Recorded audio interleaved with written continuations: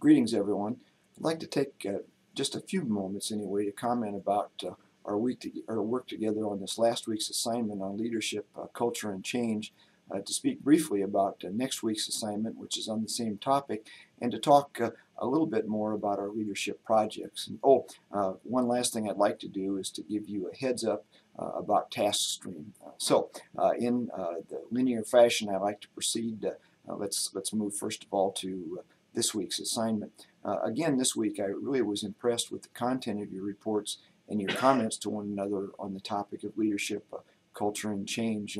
Many of you commented on the necessity of change and why change is a constant all around us. I'd like to suggest to you that the success of any leader is tied directly to that leader's success in identifying change and in learning how to manage change and people as they're actually going through the change. So we're going to be really concentrating a little bit more on that in the weeks to come, but wanted to introduce that in this week's assignment. You also did really a nice job of thinking about how leadership can be dangerous, specifically how leadership can be dangerous as we move away from the culture, which is the prevailing norms or customs, if you will, of an organization.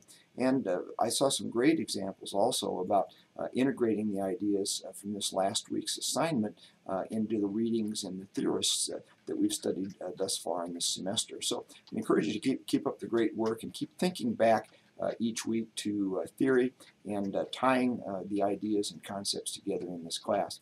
Make sure you take a look at the general feedback that I provided to you in this week's assignment in the Module 2 link, what leaders do in the assignments portion, or I'm sorry, the feedback portion of that module. Okay, this next week we're going to continue our thinking about the concepts of leadership, culture, and change, and we'll be thinking specifically about the ways a leader can influence the culture of an organization and why leaders may need political skills to be able to manage change and to initiate change when necessary. I might suggest to you that Jim Collins also makes a great point in Good to Great. He talks about the idea that leaders have to be very clear about things that should never change, which might be the specific beliefs of an organization, but need to be perfectly clear about what needs to change, which would be policies, practices, and procedures. And so a leader has to have an ability, first of all, to know what to change, know how to change what needs to be changed, and then have political skills and the ability to move the culture of the organization to the point where that change can be implemented. Again, we started to talk about that this last week.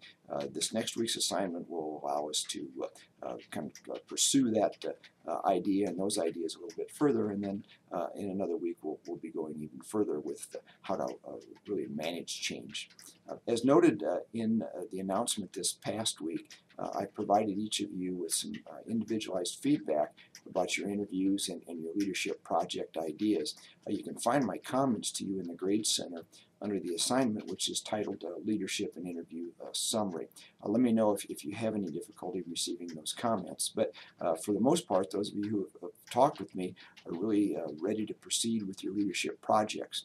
If you've not yet submitted your information to me, which is the case with a couple students, please do so as soon as you can. I can't emphasize enough to you that you really need to stay on top of this project so that you don't have to force your work together in a short period of time at the end of the semester. I wish you the best as you proceed with your projects. Make sure that you review the directions again in the leadership project button on the left side of the Blackboard site, and make sure that you are identified, or if you're identified anyway, and you have the proper forms that you need to send me when those are due. Again, let me know if you have questions about that specific assignment. Finally, I've now received the code that you need for enrolling in TaskStream, and I'll be adding that information this next week in an update to the Module 2 information that you have. And I think what I'll probably do is have that due out several weeks to give you time to process that whole what you need to do anyway to be able to enroll in TaskStream. So hopefully that'll be pretty self-explanatory. So that about covers everything for now. Have a great week this week, and again, let me know if you have questions or comments about anything related to this course. Take care.